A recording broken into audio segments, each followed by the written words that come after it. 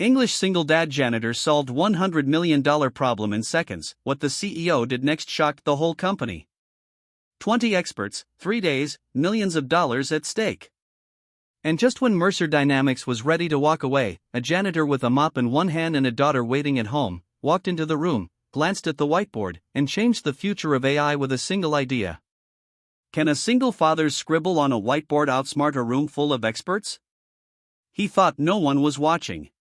But Sloan Mercer, the coldest CEO in tech, was, and what she did next rewrote all their stories forever. Before we begin, tell us where you're watching from. And when the story ends, don't forget to rate it from 0 to 10. Let's begin. 3 days, 17 people, 6 emergency meetings, $500,000 in consulting fees, and what do we have to show for it? A mess on a screen. Sloan Mercer's voice sliced through the room like ice against glass. No one answered. Rows of engineers sat in silence, beads of sweat gathering at their collars.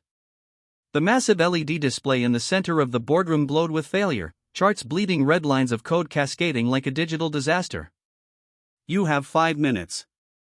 I want a solution, not another apology. Her heels clicked once on the tile floor before she turned and left.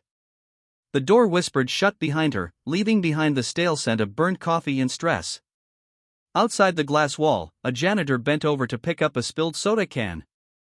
He wore a faded gray uniform and cheap earbuds, one dangling, the other tucked into his ear. But his eyes weren't on the trash. They were fixed on the board where a formula glared back like a riddle waiting to be solved.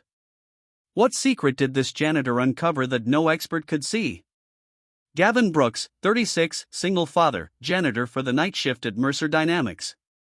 What no one knew, he once studied advanced AI at MIT, top of his class until life handed him something tougher than any exam, a daughter, and a funeral for the woman he loved.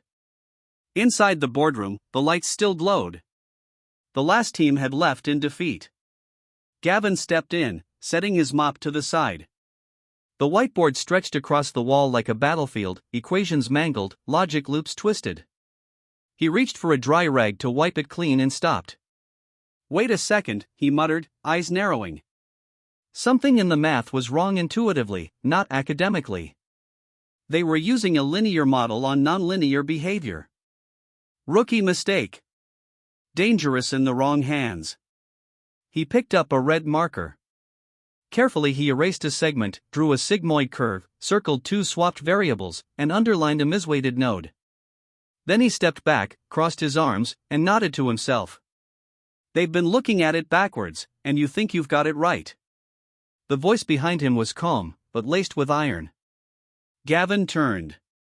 Standing at the doorway was Sloan Mercer, CEO of Mercer Dynamics, dark suit, hair in a sharp bun, eyes that measured everything and everyone.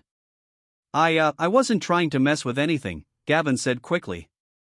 I just noticed something off. So, you're sweeping floors and correcting a $100 million algorithm. Not correcting, just reframing, like switching from a dull knife to a sharp one. Same job, less pain. Sloan stepped forward, scanning the board. Without a word, she pulled a tablet from her coat and ran a quick simulation using the changes Gavin had drawn. 8 seconds passed. 18.4% increase in accuracy, she said flatly. Error reduction by over 60%. She turned to him for the first time, really looking. Name, Gavin Brooks. Position, night janitor. 3 shifts a week. Last formal education, MIT, left junior year. My wife passed away. Needed to raise my daughter. A long pause. Do you understand what you've done? I didn't mean to step on anyone's toes, Gavin replied. I just saw something everyone else missed. Sounds like a fortune cookie. Or like this. If the bathtub's clogged, don't pour in more hot water. Try unclogging the drain. Sloan cracked a half smile. Not quite warmth, but something human. Be in conference room C tomorrow, 8 a.m. You'll be on the observer list. I don't need to be in a meeting. That wasn't a suggestion, Mr. Brooks. That was an instruction. What about my daughter? She'll have snacks and zoo tickets if necessary. She doesn't need much. Just one reason to believe her dad is worth being proud of. Sloan paused at the door, glancing over her shoulder. For the first time, her gaze softened, not by much, but enough to notice. After tonight, she just might have one, and with that, she disappeared down the hallway. Gavin stood there for a moment, stunned. He looked up at the red scribbles on the whiteboard, then turned to his mop in the corner. Guess I owe you a raise, old friend.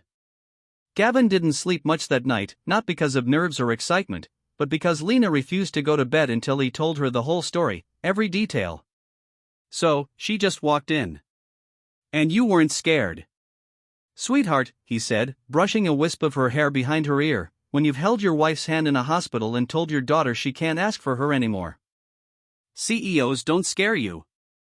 She blinked and then smiled. Not a childish smile, but the kind that said, I see you, Dad. Then she leaned in and whispered, I think she likes you. Gavin chuckled, tucked her in, and stared at the ceiling for a long, long time. By 7:50 a.m., he was standing in front of conference room C at Mercer Dynamics, wearing the cleanest button-down shirt he owned, which still had a faint coffee stain near the hem. His old satchel was slung over one shoulder filled with a notepad, a mechanical pencil, and a folded drawing. Lena made a stick figure holding a mop in one hand and a lightning bolt in the other. Inside the room, suits buzzed around a central screen like moths to a flame. Diagrams lit up the wall. Charts, data points, projected timelines. The air smelled like stress and peppermint breath mints. And then she walked in. Sloan Mercer. This time Gavin saw her before she spoke. The room instantly shifted. People stood straighter, voices lowered. The temperature dropped 2 degrees. She glanced at him once, a short, deliberate look, then pointed to an empty chair near the edge of the table. That's your seat. He didn't ask permission. He just sat. Let's begin, she said, snapping the room into focus. Yesterday, we witnessed a miscalculation, one that nearly cost us a multi-phase contract and exposed fundamental weaknesses in our predictive loop. But last night, she tapped her tablet. Gavin's sketch, his raw red marker corrections, appeared on the main screen. Someone gave us a gift, the room murmured. Eyes flicked to Gavin, then quickly away. This adjustment reduced our training error by 60%. Reduced latency by 22 milliseconds and made it painfully clear. She paused, that expertise can look very different than what we expect. Silence. Then one hand rose. Jason Marlowe, Senior Systems Engineer, MBA from Stanford. Eyes that said, I'm trying to be polite but dying to crush you. With all due respect, he began, which is what people say right before disrespecting you. How do we verify this isn't just a fluke? Run the model, Sloan replied. Jason hesitated, then keyed in the new parameters. The simulation ran smooth. No overfitting. Predictive behavior aligned across multiple datasets. The green bar glowed. Still could be luck, Jason muttered. Maybe Gavin spoke for the first time. Calm, steady.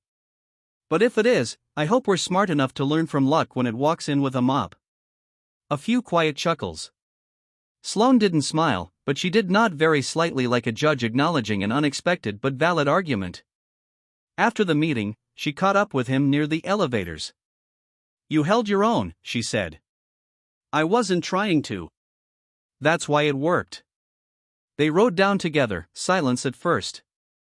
Then she asked, do you always think like that? In analogies, I fix things, Gavin replied. I've had to. And I talk to my daughter like she's 6, not 60. So, I explain tech like it's plumbing, baking, car repairs. It sticks better that way. Interesting. Useful. You might be right. He hesitated, then looked at her sideways. Do you always talk like that? Like what? Like you're managing a courtroom instead of having a conversation? For a beat, she said nothing. Then, I manage what I can control. Even conversations, especially conversations, they stepped into the lobby. I don't do casual, Mr. Brooks, she said flatly. Then I'm probably your worst nightmare, he said, offering the faintest grin. Maybe, she murmured. But you solved a nightmare last night. That afternoon, Gavin returned to his regular shift. Back in uniform, back with his mop and cart. But something had changed. People nodded now when they passed him in the hallway, not just the interns, even the engineers. One even said nice work in a tone that wasn't sarcastic. And Lena had drawn a new picture. This one had him standing beside a tall woman in a black suit. The caption said, "Dad plus Lightning Lady to best team." Meanwhile, in her office, Sloan stood alone at the massive window overlooking the city. A storm was rolling in. She didn't mind. She tapped her tablet, brought up Gavin's simulation again, watched the line smooth out again and again into order. No formal degree, no position, no permissions. And still, she whispered to herself, a knock on the door. It was Arthur, her longtime CTO, early 50s, loyal, blunt, and the only person in the company who dared speak to her without filtering his words. That janitor's got people talking. Let them talk. You think he's got more in him? I know he does. Arthur crossed his arms. You're considering giving him access. I'm considering listening more carefully to voices that don't come from boardrooms. Arthur raised an eyebrow. You've changed.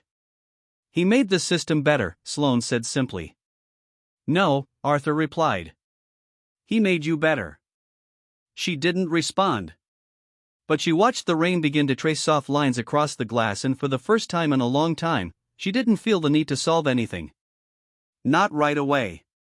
The invitation came by email, but not to Gavin's inbox. It came to HR, who printed it out, walked it across the building, and handed it to him while he was scrubbing out a coffee spill on the third floor. You're requested, the woman from HR said, blinking like she couldn't believe the words herself, in the executive strategy meeting tomorrow. 10 sharp. Gavin looked up from his bucket. You sure that's not for someone else? Name says Gavin Brooks.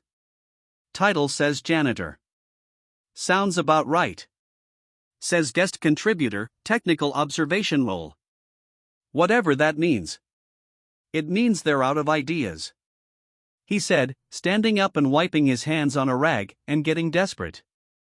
She smirked, but there was something else in her eyes, too. Curiosity, maybe even hope. He didn't go home that night. Instead, he went to the 24-hour laundromat 2 blocks from Mercer Dynamics, washed his only 2 dress shirts. He didn't sit down, just leaned against the dryer, flipping through an old notebook filled with scribbles, napkin math, and a few sketched faces of Lena making silly expressions. You think this is a good idea, he whispered to no one. Going in there with them. He could hear his late wife's voice in his head. Gavin, you overthink everything. Just be the guy who listens. That's the guy people trust. By morning, he was still tired, but a little more ready. The strategy room was on the top floor. Glass walls, oversized windows, the kind of room that makes regular people feel very, very small. Gavin stood out like a coffee stain on white linen. No lanyard, no blazer, just his one clean shirt, Lena's lucky stone in his pocket, and a notepad he hadn't opened since she lost her first tooth. Is this the janitor? The question came from a man with 2 perfect teeth and a too tight tie. You can say, Gavin, he replied calmly. Or guest contributor, if that's easier. Sloan entered just in time to catch the exchange. He's here because none of you cracked the neural lag issue, she said, not looking at anyone in particular. He did. He's earned the seat. Let's begin. That silenced the room. The meeting lasted 90 minutes. Gavin didn't say much, but when he did, heads turned. He didn't use jargon, didn't throw out fancy acronyms or buzzwords. Instead, he drew parallels. Think of your AI model like a single parent learning to juggle 3 jobs, he said once. You're pushing it to optimize results without giving it time to understand why it's being asked to change. Someone laughed. Another murmured, damn, that's actually true. Jason, the senior engineer, tried not to show his irritation. I'm just wondering if we're now basing our roadmap on bedtime analogies, he said dryly. You ever raised a kid, Jason? No. Then maybe don't knock bedtime. It's where the real learning happens. That got more laughs than Jason expected and more nods than Gavin thought he'd earn. After the meeting, Gavin stepped into the hallway, exhaling slowly. Sloan followed him out, holding 2 takeaway coffees. Didn't peg you for a performer, she said, handing him one. I'm not, but I've been underestimated long enough to get good at playing along. That line about bedtime. Not a line. That's my life. They walked side by side, the silence between them less sharp now, more like space held open on purpose. Why didn't you go back to engineering? She asked. Because MIT doesn't hand out scholarships for widowed single dads who take night shifts and pack lunchboxes before dawn. But you could have reapplied, gone back, rebuilt it all. I didn't want to rebuild my life. I wanted to build hers first. She stopped walking. You talk like someone who doesn't realize how rare that is. Or like someone who's too tired to care how rare it is. She looked at him, then really looked at him, and for the first time, her voice softened. Maybe it's time you stop being the guy who makes things easier for everyone else. And let someone build something for you, too. Gavin didn't answer, but his silence wasn't cold, just unfamiliar ground. Later that day, he returned home to Lena, waiting by the door, shoebox in hand. How was it? She asked. Grown-ups in fancy rooms, saying words that don't mean much until someone brings up bedtime stories. So, you did tell the dad analogy? Sure did. And no one booed. She grinned and opened the shoebox. Inside was a sandwich, 2 stickers, and a folded piece of paper. I made you a new business card, she said proudly. It read, Gavin Brooks, fixer of things, solver of grown-up problems, full-time dad. You left out mop operator. I upgraded you. Meanwhile, at Mercer Dynamics, Jason stood in Sloan's office, arms crossed. You're elevating him too fast, he said. No, I'm just recognizing value when I see it. He doesn't understand corporate structure. He doesn't have the credentials. Neither did Steve Jobs when he started. Credentials didn't write that code. Insight did. Jason clenched his jaw. What's really going on here, Sloan? You promoting talent or chasing something else? Her eyes didn't flinch. Let me ask you something, Jason. When's the last time you surprised yourself?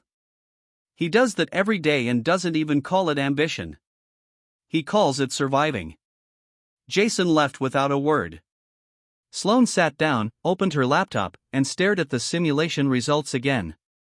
Not because she needed confirmation, but because they reminded her of something she'd almost forgotten. Clarity. Something Gavin Brooks brought into rooms without meaning to. It started with a voicemail. Gavin played it 3 times before deciding it wasn't a prank. Mr. Brooks, this is Cecilia from the executive office. Miss Mercer asked me to extend a personal invitation. Tonight, 7 p.m. private dinner, not business. No tie required. Not business. He stared at the phone like it might explain itself. But phones don't do that. Not when the woman in question is Sloan Mercer. He stood outside at his bistro, a little place tucked between a flower shop and a boutique hotel on the quiet side of town. It was the kind of restaurant where the chairs didn't match on purpose, and the servers knew the owner's dog by name. Sloan was already there, sitting at a window table, her hair down for the first time. Soft waves, no armor, just her. Gavin entered, suddenly aware of his scuffed boots and jacket that had seen one too many winters. You clean up well, she said, looking up with a half smile. I own exactly one not terrible shirt. You're looking at it. Then we're both overdressed for not a date. They sat, and for a while neither spoke. The clinking of glasses, soft jazz from the corner speaker, and the scent of rosemary bread filled the space where small talk usually lives. Sloan finally broke the silence. Do you know why I asked you here? You like watching underqualified men panic over wine lists because I haven't had a real conversation in 3 years. Not one that didn't involve quarterly reports or lawsuits. Gavin raised an eyebrow. You're telling me no one ever asks how your day was? They ask, but they're really asking how my performance affects theirs. She looked away, eyes distant. I eat lunch at my desk. I sign more NDAs than birthday cards. And some days I forget what my own voice sounds like unless it's giving instructions. Gavin leaned forward. Sounds like you need to fire your calendar and hire a therapist. I tried that. He quit after 2 sessions. Why? Said I made him anxious. Gavin laughed, a full unfiltered laugh that made 2 diners glance over.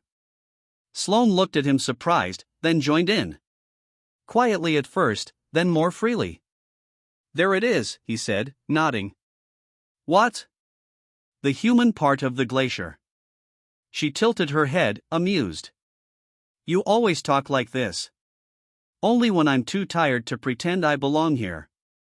The food came, something he couldn't pronounce, and something she didn't bother explaining.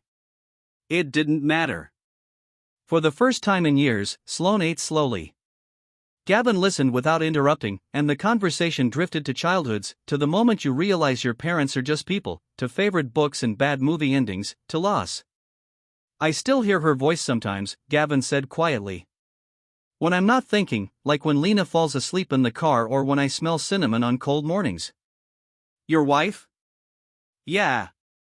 How long's it been? 6 years? You speak like she's still close. She is, just not in the way I want. Sloan didn't respond right away. My mother was all ambition, she said finally. She told me I could rule the world if I never let anyone too close. Said emotion was weakness in a suit. And you believed her longer than I should have. They paused. Then Gavin pulled something from his pocket. Lena's newest drawing, now folded and worn at the edges. She drew this the day I spoke in that big boardroom. He said I look like a hero, like one of those people who fixes broken machines and broken hearts with the same toolbox. Sloan unfolded the paper. A stick figure with wild hair holding hands with a taller woman in heels. Both smiling. A sun in the corner. A tiny mop in the background next to a laptop. She stared at it longer than he expected. You know, she said softly. I've signed multi-million-dollar deals, launched products in 5 countries, and stood on stages in front of CEOs who get nervous before I speak. And nothing has made me feel more seen than this crayon sketch from a little girl I've never met. They left the restaurant after 10 o'clock. The night air was cool, crisp, the kind that makes your lungs feel cleaner than they really are. Sloan walked a step behind him, then stopped beside his truck. You still drive this old thing. It runs and it's paid off. You'd be surprised how rare that is. She leaned against the passenger door. You're a strange man, Gavin Brooks. Coming from you, I'll take that as a compliment. He opened the driver's side, but paused before getting in. Why'd you really ask me here, Sloan? Because I needed to remember what truth sounds like. And you don't perform, you just show up, he nodded. That was enough. See you at work, he said, climbing into the truck. Gavin. He turned back. What?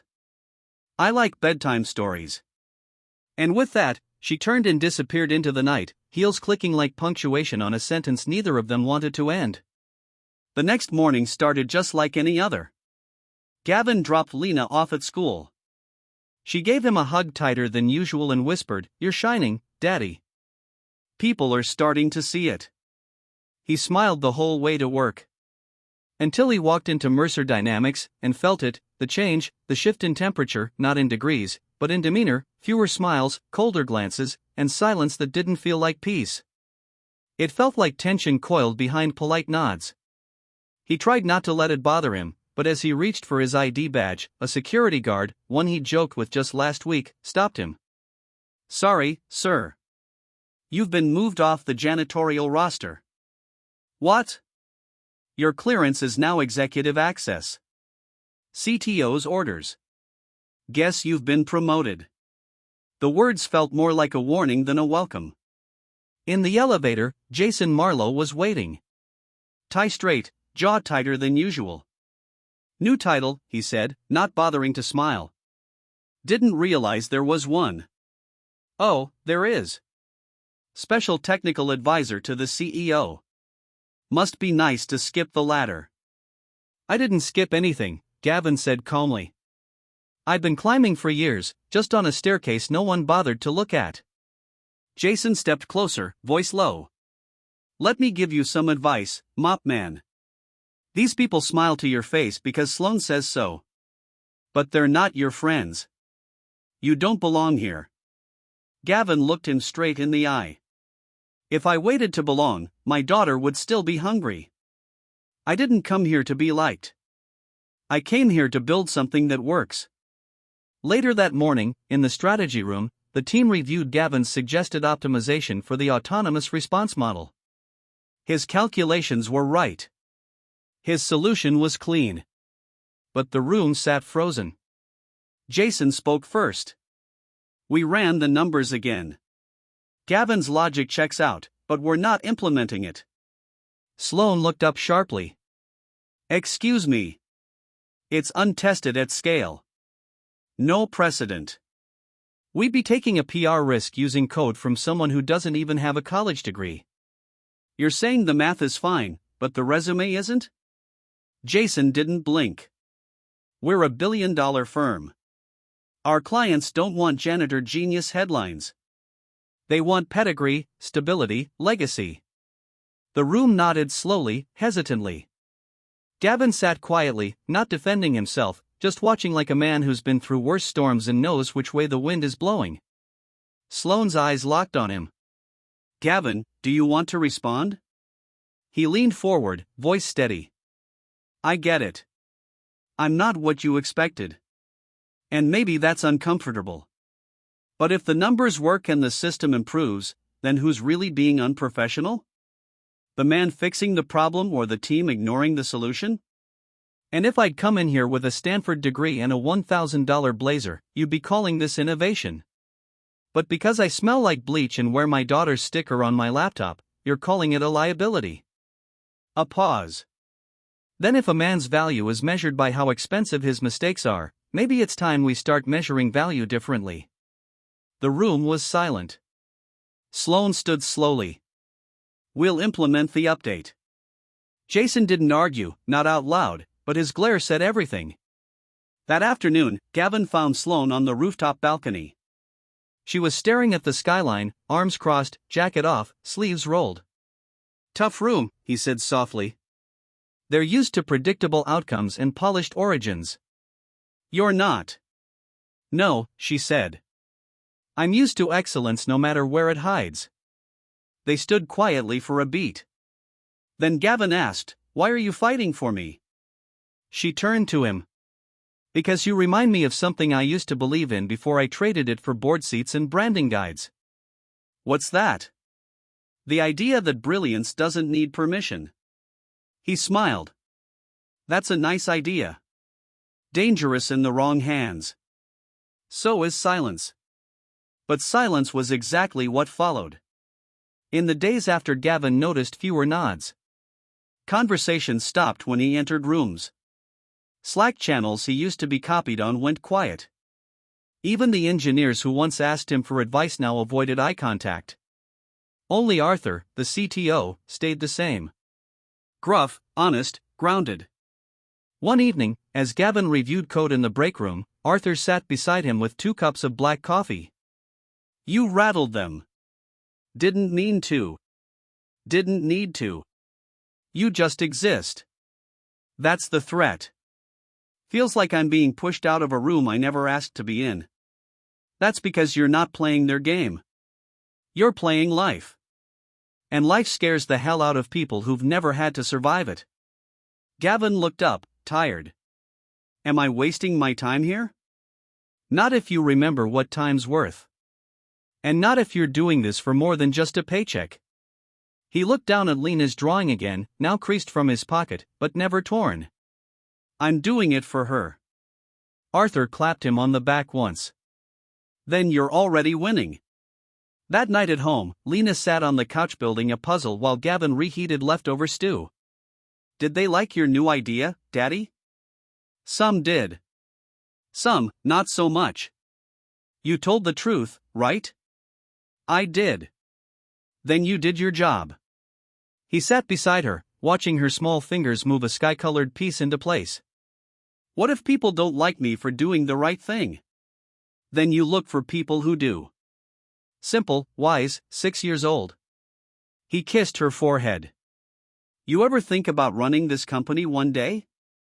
Only if it comes with free popsicles. I'll write it into the contract. They both laughed. And in that moment, soft, ordinary, imperfect Gavin remembered exactly why he started this journey.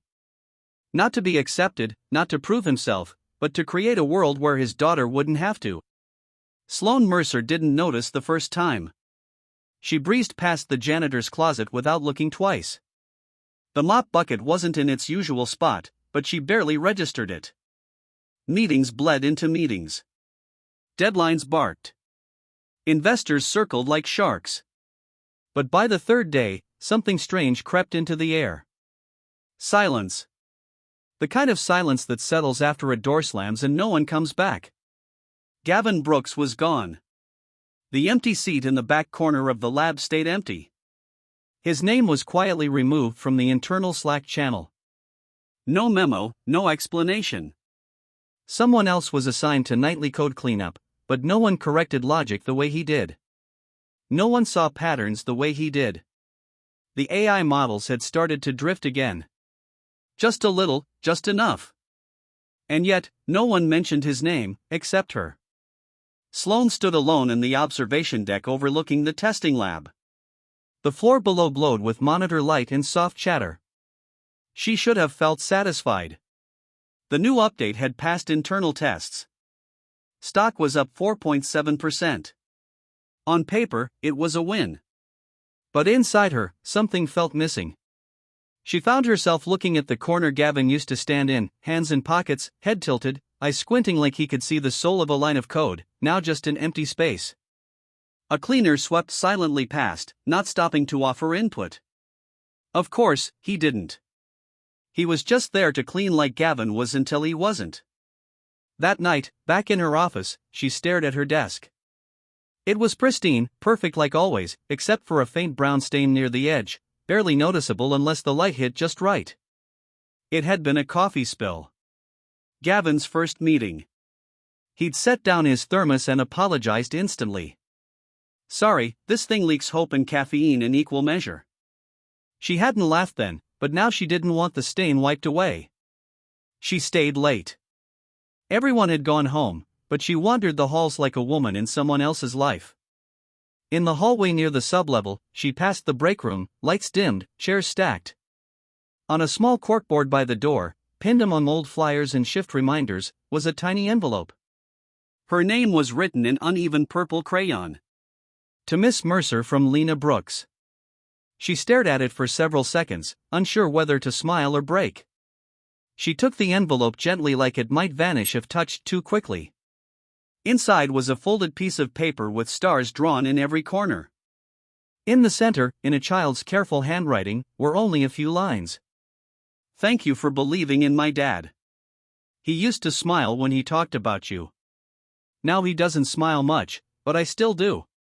Lena, age 6 3/4. Sloan sat down on the bench beside the vending machine. For the first time in months, she took off her heels, folded her legs underneath her like a child, and cried. She didn't tell anyone where she was going the next morning. No driver, no bodyguard, just a black coat, a scarf wrapped tightly, and Lena's letter folded in her pocket like a compass. She found Gavin's apartment after 20 minutes, circling a neighborhood that hadn't seen a new coat of paint in years. The steps creaked. The elevator didn't work. The hallway smelled of old curry and rainwater. When she knocked, it was Lena who opened the door. You're the lady from work, she said matter-of-factly. The one who makes Daddy nervous. Sloan blinked. You want to come in? We don't have guest chairs. But we have floor. Inside the apartment was small, cluttered with toys and folded laundry. A stack of engineering books leaned sideways on the counter. A battered laptop blinked softly on the coffee table. Daddy's out looking for jobs. He doesn't think he'll find one, but I told him the sun doesn't ask permission to rise. Did you get that from a cartoon? Sloan asked softly.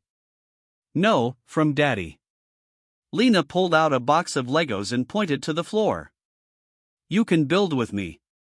I only let people I trust help with the roof. Sloan hesitated, then sat. The blocks were mismatched. The colors didn't coordinate, but Lena's hands moved with certainty, and slowly a small house began to form. He left because he thought he embarrassed you, Lena said suddenly. People were laughing online. I think it hurt. It wasn't his fault, Sloan replied. And it didn't embarrass me. It reminded me of what really matters. Do you miss him? Sloan exhaled. Yes, and I didn't expect to. Lena nodded and offered her a green block. If you make him smile again, I'll forgive you. Sloan bit back a laugh and wiped at the corner of her eye. Deal. Later, standing by the door, she hesitated. Can I leave a message for your dad? Sticky notes are over there, Lena pointed. Blue ones are for regular stuff. Pink ones are for important feelings. Sloan picked a pink note. She wrote only 5 words. We never got to finish, then underlined it and added SM. That night, Gavin came home to find Lena asleep on the couch, the Lego house balanced on her stomach like a crown jewel. He smiled tiredly, then saw the note. Read it. Stared at it for a long time, then looked down at his daughter. She was still smiling in her sleep, and for the first time in days, he did, too. The sun hadn't fully broken through the haze when Sloan Mercer stepped off the subway and into a world that smelled of old brick, roasted peanuts, and wet laundry.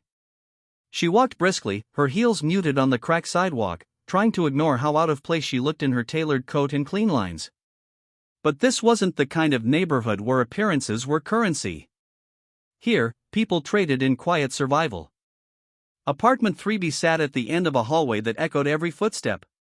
She knocked once, twice, a pause, then the click of small feet running. The door creaked open and there she was.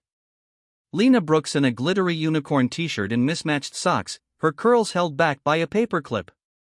Ms. Mercer, Sloan, the little girl beamed as if they were old friends. You came back. Sloan smiled faintly. I said I would. Daddy's not home. He's at the place with the slow computers and the grumpy man. You want to come in anyway? Sloan hesitated. But then Lena tugged gently at her coat sleeve and the decision was made. We're making pancakes from scratch today, Lena declared, marching into the kitchenette. Well, we were, but then I ran out of scratch. Sloan raised a brow. Scratch? You know, the stuff you need when the box says from scratch. I think it's like sugar or magic. I'm still investigating. Sloan laughed. A real laugh, not the half smile she gave investors when they asked dumb questions. May I sit? You can sit anywhere that isn't sticky, Lena said, sweeping her arm dramatically across the cluttered room. I suggest the beanbag. It's only mildly suspicious. Sloan lowered herself onto the beanbag, surprisingly comfortable for something that looked like it had survived a pillow war. Her eyes scanned the room, shelves packed with children's books, a robot made of soda cans, a cardboard box labeled important inventions in crayon. But it was the wall by the window that stopped her breath, a collage of photos, Lena and Gavin at the park, holding science fair trophies, at what looked like a hospital. And in the center, a woman. Kind eyes, soft smile, the same curls as Lena. That's Mommy. Lena said quietly as if sensing Sloan's gaze. She died when I was 3. But Daddy still talks to her sometimes when he thinks I'm sleeping. Sloan's voice caught. She looks gentle. She was. Daddy said she loved 3 things. Rainstorms, old poetry, and the way he made scrambled eggs. That's a good list. He stopped making eggs when she died, Lena said matter of fact, but he started making robots and games and bedtime stories with maps in them. Sloan blinked back, the lump rising in her throat. He said, when someone's heart breaks, you either let it stay broken or you build something beautiful from the pieces. He really said that. Yep. Right after we accidentally set the toaster on fire. It was a very emotional morning. Sloan smiled, her hands folded tightly in her lap. Lena, she asked gently, do you know why your dad left the company? Lena looked up at her with more gravity than any 6-year-old should carry. He thought he made people uncomfortable, that people didn't want a janitor who was smart, that they'd never see the difference between being out of place and being brilliant. The words struck like glass, clear, sharp, and impossible to ignore. He always says, sometimes people get scared when the wrong person turns out to be right. Sloan leaned forward. You talk like someone twice your age. That's 'cause I borrow Daddy's heart sometimes. He's got an extra big one, but it gets tired. The room went quiet. Sloan reached into her coat pocket and pulled out a small wrapped box. Can I give you something? Lena nodded. Inside was a tiny USB drive with a purple ribbon tied around it. It's a game, Sloan said. Your dad helped design the core mechanic. It's not public yet. I thought you might be the first to test it. Lena's eyes lit up. Does it have dragons? Kind of. It has dragons that don't know they're dragons. They think they're pigeons until they try to fly too far and discover they breathe fire. Lena's mouth formed a perfect O. That's awesome. She clutched the box to her chest like it was a treasure map. Ms. Sloan. Yes. If you make Daddy smile again, I'll forgive you. The words landed with a gentle finality, like a verdict that had been decided by a jury of one. Sloan didn't speak. She couldn't. Instead, she nodded. A solemn, quiet promise. As she walked back down the hallway, the air felt different, less like distance, more like a path. Sloan looked up at the overcast sky, feeling the weight of the weak press against her shoulders, and for the first time, she didn't mind. Back at the office, she stepped into her private conference room and pulled the blinds. Her assistant asked if she wanted to reschedule the afternoon calls. She said no. She had something more important to do. She turned to her tablet and began drafting a memo. But not just any memo, a personal invitation, a correction, a new beginning. And at the top of the screen, she wrote only one line before pausing. Some bridges are worth rebuilding by hand. Gavin Brooks hadn't expected to see her again, not standing in the hallway of his daughter's school, not with her arms crossed and a folder in hand, not with that same unflinching calm in her eyes, the kind that made deals happen, broke IPO records, and silences in equal measure. But there she was, waiting. You came all this way, he said, adjusting the worn strap of his satchel. I needed to see you in person. Most CEOs send an email. Most janitors don't solve AI logic trees with a whiteboard marker. Gavin looked away, a half-smile tugging at the edge of his mouth. So what now? He asked. You want me to mop up the next crisis, too? No, she said, voice firm. I want you to present at the Investor Summit. Silence. Total, wait, laugh out loud kind of silence. Gavin blinked.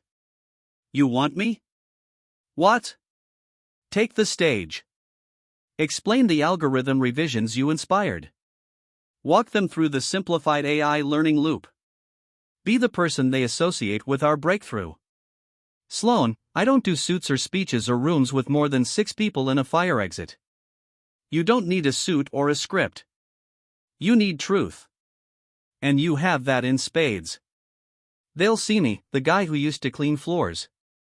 Good. Maybe they need to. She stepped closer. When you speak, people listen. Not because you demand it, but because you've lived what the rest of us only model in code. Gavin shook his head slowly, unsure whether to laugh or run. Why me? Because I forgot what this company was built on, she said softly. Not polish, not projections, people. And if it all goes wrong, then it goes wrong with your name, not mine. That stopped him. You're putting your neck on the line for me? No, she said. I'm standing beside you while you put yours on the line for something you already helped build. He stared at her for a long time, then nodded. One condition. Name it. No teleprompters, no handlers, no voice in my ear telling me how to sound smarter. Deal. And one more thing, he added.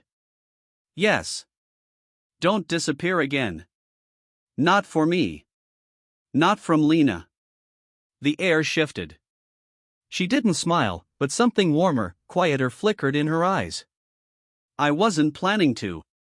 2 days later, the Mercer Dynamics Annual Investors Summit opened in the Pacific Grand Auditorium. Gavin stood backstage, hands clammy, wearing a clean but wrinkled button-up shirt Lena had insisted he not tuck in. You look like a magician, she'd told him. A really nervous one. The room beyond the curtain was packed. Hundreds of eyes, high-stakes whispers, cameras. Gavin peeked out and spotted her, Sloan at the back of the room standing, not sitting. Her hands clasped tightly in front of her like she was holding her breath. He inhaled. It's just a room, he whispered to himself. A really expensive room with too many opinions. He stepped out and everything went still. No PowerPoint, no charts, just Gavin and a microphone. I used to mop this floor, he began. 2 months ago, I was the guy who came in after hours and wiped smudges off whiteboards. Smudges made by people trying to solve billion-dollar problems. A few polite laughs. Turns out one of those smudges wasn't a mistake. It was a missing piece. He walked slowly, grounded. I don't have an MBA. I don't own a tie, but I know what it's like to raise a daughter on second chances and stretch one paycheck into 6 solutions. He paused. What Mercer Dynamics is doing with AI, it isn't just code. It's clarity. It's a chance to make systems more human, not less. He clicked a button revealing a simple diagram, a child's drawing of a tree, roots tangled, branches bent toward the sun. This is how machines learn. Like children, trial, error, encouragement, patience, and every so often the right correction at the right moment. He looked up. I was just the janitor. But maybe being invisible helped me see what everyone else missed. And for a beat, no one moved. Then someone stood, clapping, then another, and another until the room thundered with applause.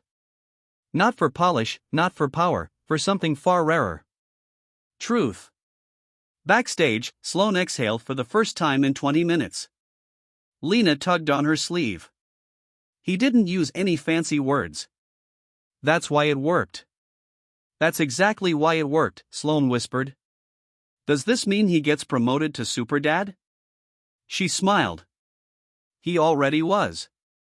After the applause died, Gavin slipped backstage, heart pounding in a different rhythm now. Relief. Release. And then came the voice of someone unexpected. Mr. Brooks, said Arthur Feldman, chairman of Mercer Dynamics board, approaching with a rare smile. That was one hell of a presentation. Gavin extended his hand cautiously. Thank you, sir.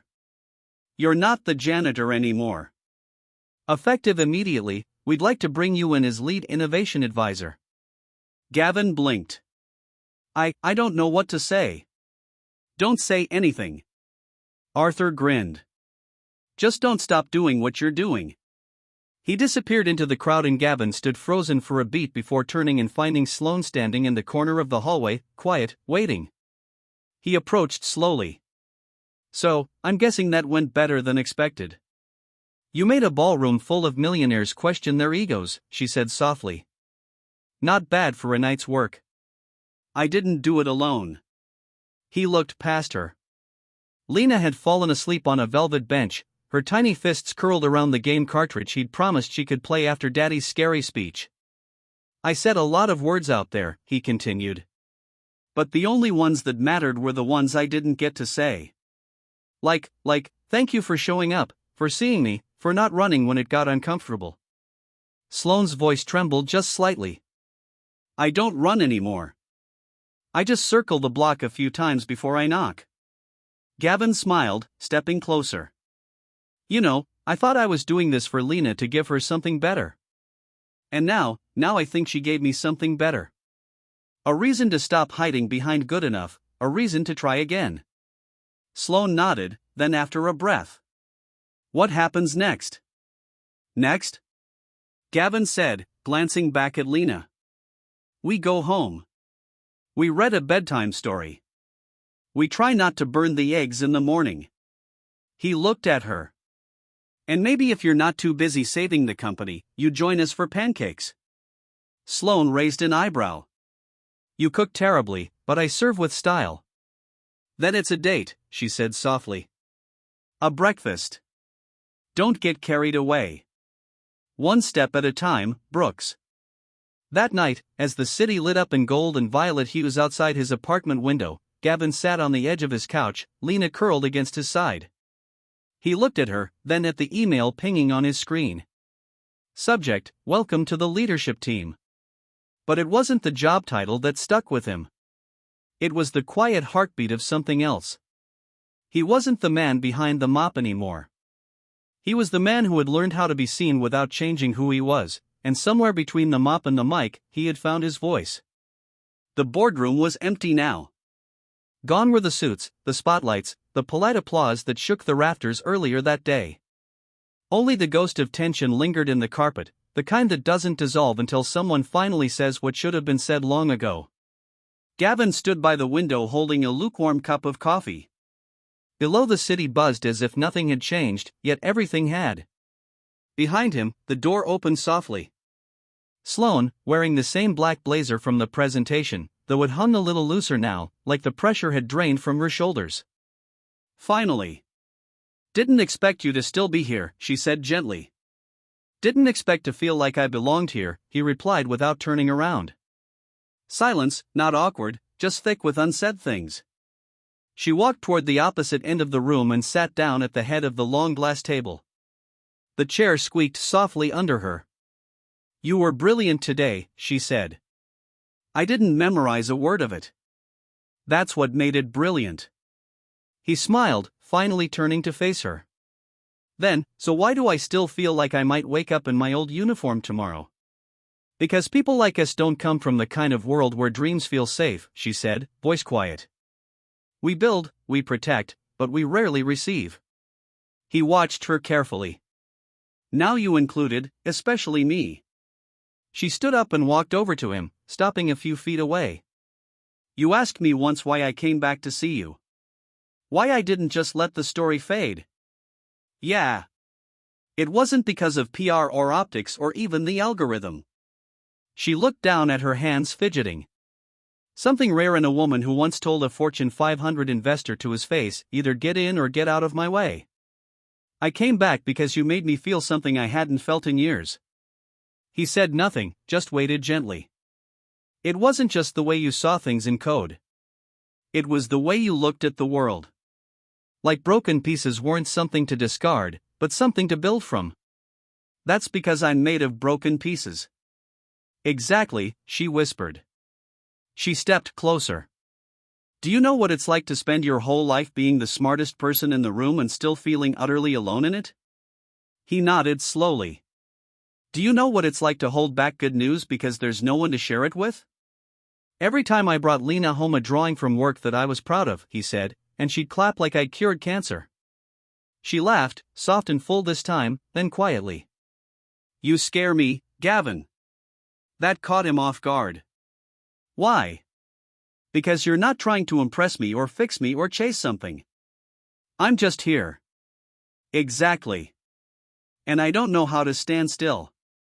For a moment, neither of them moved. Just the nightlight of the city blinking in rhythm. Then Gavin spoke. Do you know what I realized tonight? Tell me. That love doesn't always come dressed in declarations and grand gestures. Sometimes it shows up as a woman walking into a janitor's hallway and demanding answers. She laughed again, a hand covering her mouth. I'm not great with subtlety. Good, because I'm terrible at guessing games. He took a slow step closer. I think I've been falling for you ever since you didn't erase the marker I left on the board. And I think I've been falling for you ever since you didn't apologize for writing on it. Their eyes locked, not hungry, not desperate, just sure.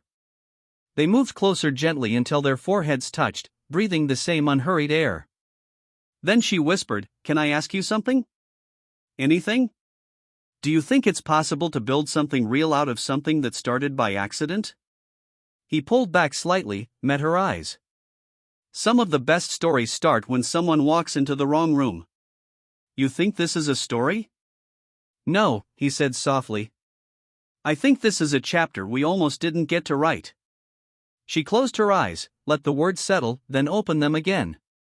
Promise me something. You name it. That if I fall apart again, you'll remind me who I really am. Only if you promise to do the same when I forget who I've become. She nodded. Deal. They didn't kiss. Not yet. Instead, they sat on the floor of that big cold boardroom, backs against the glass, knees drawn up like kids watching fireworks. Outside the city twinkled in slow pulses. This room's too fancy, Gavin muttered. We can change that. How? Bring in more broken pieces, more truth, more coffee stains. Only if you brew it, he looked at her. You're not what I expected. Neither are you. That's probably why this works. Probably. They sat in silence again, comfortable this time. Then Gavin whispered almost to himself, I don't want this to be a footnote. It won't be. And I don't want Lena to think people like me don't get to write endings. Then let's give her a new one. Later that night, Gavin came home and found Lena still awake, curled under her blanket fort with a flashlight and a half-eaten banana. She blinked at him. Did you tell her? Tell her what? That you like her. Like her? He laughed. Yeah, I think she figured it out. Did she like you back? It's looking promising. Lena grinned and turned off her flashlight. Good. I was worried you'd mess it up. Thanks for the vote of confidence, kiddo. You're welcome. Also, don't burn the pancakes tomorrow. She might come over. Gavin chuckled, kissed her forehead, and pulled the blanket around her. As he turned off the lights, a quiet thought crossed his mind. Maybe some stories don't need perfect plot twists.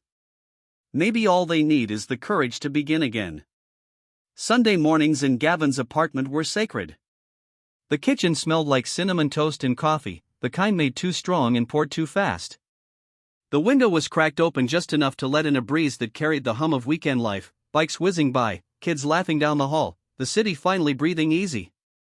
Sloan stood barefoot in the living room, hair loosely braided, wearing one of Gavin's flannel shirts like it had always belonged to her. She wasn't working. She wasn't checking her phone. She was here.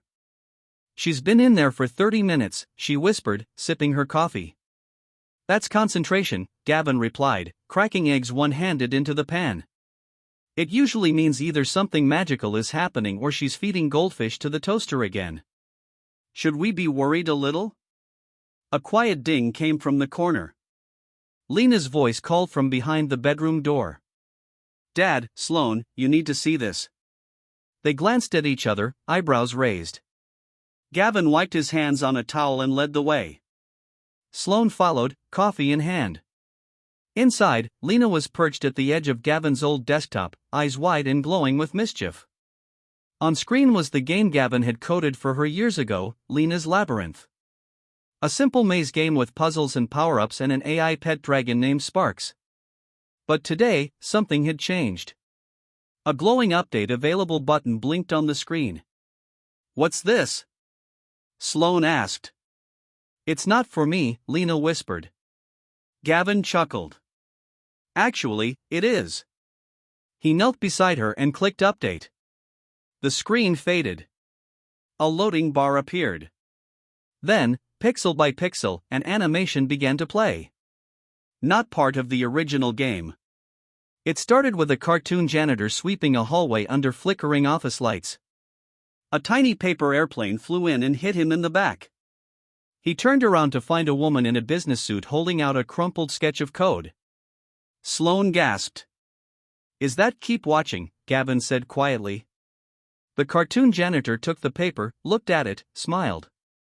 The music changed, warm, hopeful. The animation zoomed out. Suddenly, a little girl burst in, riding a dragon, scooped up both characters and soared over the city skyline, trailing binary code in the sky like fireworks. Then, as they landed on a rooftop under stars, the screen faded to black. A single line of text appeared. "Dear Sloan, if you're reading this, press enter." Sloan's hand hovered over the keyboard.